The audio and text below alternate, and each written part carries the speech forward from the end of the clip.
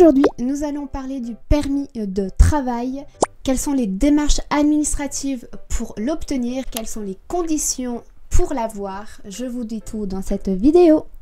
Et salut tout le monde! C'est Lily, bienvenue dans une nouvelle vidéo. Aujourd'hui, je vais vous parler de la Suisse. Et oui, pourquoi pas, on va continuer sur notre lancée sur le marché du travail. Et cette fois-ci, je vais vous parler du permis de travail suisse.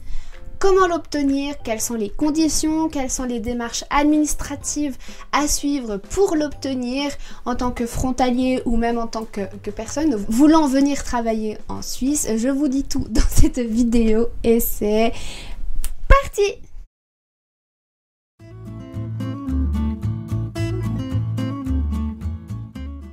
Commençons par le point qui est pour moi le plus important, je pense, c'est de faire un tour des horizons et de regarder quels sont les permis disponibles pour venir travailler en Suisse et en quoi ils concernent.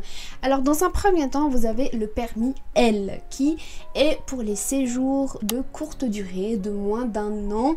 Si vous avez par exemple envie d'un voyage et de venir vous installer pour moins d'un an, eh bien c'est le permis qu'il vous faut.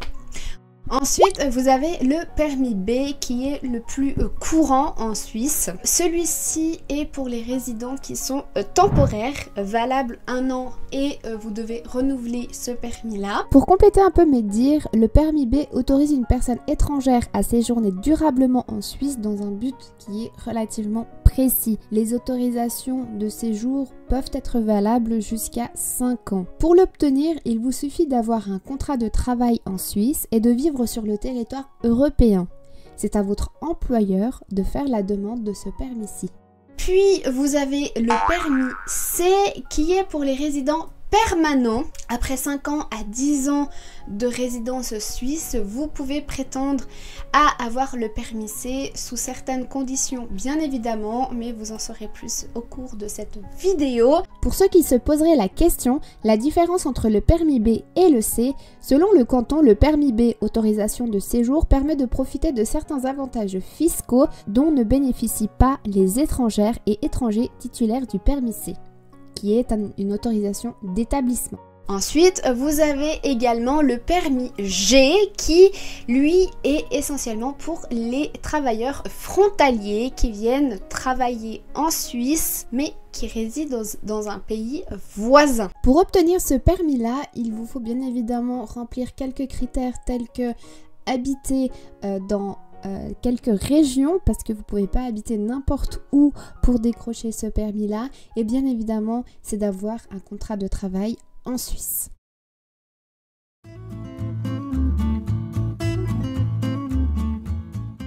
Voilà, maintenant qu'on a fait un tour des horizons des permis de travail disponibles, nous allons regarder comment on peut l'obtenir. Alors, tout d'abord, à qui est destiné ces permis de travail dont je viens de vous citer? Si vous faites partie de l'Union européenne, eh bien, grâce aux accords bilatéraux qui ont été signés avec la Suisse, vous avez le droit de circuler. C'est un droit qui s'appelle l'accord sur la libre circulation. Voilà, je ne trouvais plus le terme. Donc, l'accord sur la libre circulation vous est octroyé et du coup, il vous suffira de, par exemple, décrocher un poste auprès d'un employeur et votre employeur constituera alors un dossier afin de demander ce fameux sésame. Ce fameux dossier, que contient-il? Eh bien, il doit réunir plusieurs pièces que vous devez fournir à votre employeur qui lui doit l'amener au canton pour qu'il soit vérifié. À l'intérieur de ce dernier, vous devez avoir votre carte d'identité ou passeport en cours de validité, je vais y arriver, hein. Une attestation d'employeur certifiant que effectivement vous avez été pris pour un poste. Un extrait de casier judiciaire qui est très souvent demandé en Suisse pour montrer un peu patte blanche, que vous ne fuyez pas votre pays et puis que vous êtes simplement là pour travailler en bonne et due forme. Le formulaire de demande d'autorisation de séjour, celui-ci vous devez le faire en ligne. Je vous mettrai en barre de description un lien où vous pourrez trouver tous ces documents relatif à la demande de permis, car vous pouvez par vous-même aussi avoir recours à cette démarche-là. En dernier lieu, si vous êtes bien évidemment marié, votre livret de famille, si par exemple vous avez pour objectif de vous y installer avec votre famille, voilà, mais celui-là il est du coup facultatif.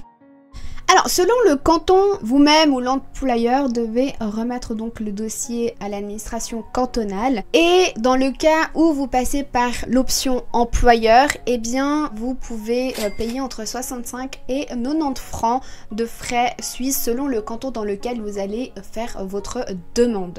Après, les démarches administratives pour les frontaliers sont un tout petit peu différent. Vous bénéficiez aussi également de la libre circulation des personnes via les accords bilatéraux et les démarches se font auprès des autorités donc cantonales et sauf exception par votre employeur. Donc si vous voulez obtenir un permis frontalier, vous devez bien évidemment passer par votre employeur, sans quoi votre démarche administrative ne sera pas prise en compte. Pour ce fait, il va vous falloir un formulaire de demande d'autorisation de travail. Donc il est téléchargeable via le site du canton, la plupart du temps. Donc je vous mettrai un formulaire si jamais vous avez envie d'aller zioter ça. Mais selon le canton, le formulaire change. Mais par exemple pour le canton de Genève, il s'agit du formulaire F2. Donc ils sont répertoriés selon les cantons, donc vous pouvez sans autre aller retrouver ça de cette manière-là. Ensuite, il va vous falloir une photocopie de votre carte d'identité, 2 photos, 65 francs, en général qui sont payés par l'employeur. Le frontalier dépense rarement cet argent-là par lui-même, mais voilà, il y a certains employeurs qui préfèrent que ce soit l'employé qui paye.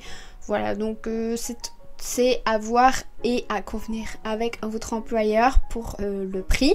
Il va vous falloir bien évidemment une attestation de résidence. Ça peut être une résidence qui donc est frontalière, étant donné que vous êtes frontalier. Il va vous falloir donc une quittance EDF ou bien quelque chose qui stipule que vous habitez bien cette adresse-là et bien évidemment à votre nom. Et il peut arriver aussi que les frontaliers restent à dormir la semaine sur le territoire suisse. Dans ce cas-là, il va vous falloir aussi amener un justificatif, un bail, comme quoi vous résidez en Suisse la semaine et que le week-end vous rentrez chez vous. Après, ceux qui travaillent dans le canton de Genève sera avantagé par rapport aux autres, étant donné qu'à Genève, on ne va pas vous demander ce document-là, car trop proximatif avec les zones frontières. Et bien évidemment, votre contrat de travail complété et signé bien évidemment. Pour les démarches administratives des personnes qui ne sont pas dans l'Union européenne maintenant, eh bien vous n'êtes pas concerné par les accès libres de circulation qui sont signés avec l'Europe, mais vous dépendez des lois soumises aux étrangers sur le territoire suisse. Donc pour vous, les démarches administratives seront probablement plus difficiles à obtenir. Une obligation de 6 mois est toujours en vigueur pour les ressortissants qui ne sont pas donc européens. Pour expliquer un petit peu plus précisément, en fait, cette loi va vous permettre d'obtenir un permis donc frontalier, mais le G. Et ces personnes-là, donc les personnes qui ne sont pas ressortissants européens, eh bien, ils seront soumis à la loi sur les étrangers et non les accords bilatéraux comme je vous l'ai expliqué. Concernant les documents à fournir pour les personnes qui ne sont pas ressortissants de l'Union européenne, vous allez avoir exactement les mêmes documents qui vont vous être demandés. Par contre, pour l'obtention de ce dernier sera plus difficile pour vous que pour les ressortissants européens. Pour mettre les choses de votre côté, vous pouvez par exemple demander un visa. Avant de venir en Suisse, par exemple, vous pouvez aller demander un visa national auprès de l'ambassade suisse de votre pays d'origine. Ce visa permet l'entrée en Suisse pour une durée supérieure à 90 jours, donc ce qui vous laisse un peu le temps de vous retourner et probablement de trouver un logement et peut-être un emploi. Après, les attentes de l'approbation, eh bien, ils peuvent varier selon d'où vous venez, selon les autorités cantonales dans lesquelles vous faites votre démarche administrative. Après, les frais pour les permis varient aussi selon le canton et le type de permis que vous allez demander. Et selon les différents permis que je vous ai cités, eh bien, les coûts pour ces permis-là peuvent varier entre 50 et 200 francs environ.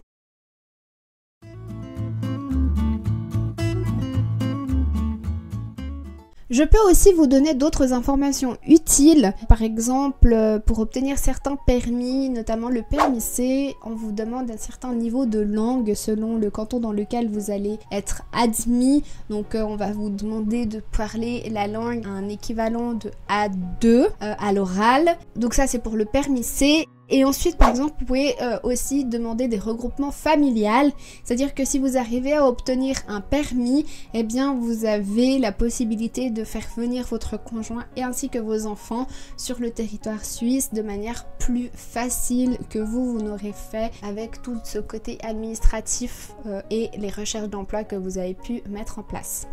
Alors maintenant, un cas un peu particulier, si vous êtes un travailleur indépendant, bien évidemment, vous pouvez aussi demander un permis de travail suisse, sous réserve de prouver la viabilité de votre activité personnelle. Si c'est le cas, eh bien vous pouvez sans autre aussi obtenir la possibilité de venir travailler en Suisse et de manière indépendante. Vous pouvez également demander ce fameux permis de travail après avoir trouvé un logement avec une preuve de votre logement comme quoi vous habitez bien en Suisse, ou bien alors si vous avez aménagé, par exemple vous étiez parisien et que vous avez aménagé dans une ville frontière et que vous avez envie d'obtenir un permis frontalier, c'est tout à fait possible, donc n'hésitez pas à avoir recours à ceci.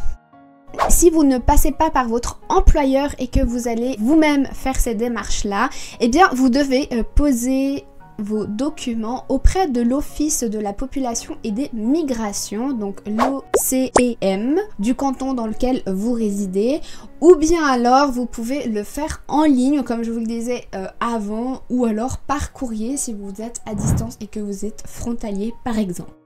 Je vous mettrai bien évidemment toutes les ressources nécessaires des sites officiels où vous pouvez avoir recours à des documents pour obtenir les permis ou les permis selon celui qui vous convient. Je dis les parce que je ne sais pas lequel d'entre eux vous convient ou celui qui vous intéresse. Moi c'est sur ça que je vais vous laisser. J'espère que cette vidéo vous aura été utile. Sur les permis, j'avais brièvement, je crois, entamé cette question sur l'une de mes vidéos. Mais voilà, comme ça, vous avez une vidéo complète sur les permis de travail. Je vous dis à très vite pour une nouvelle vidéo et je vous fais bien évidemment de gros bisous. À très vite. Ciao.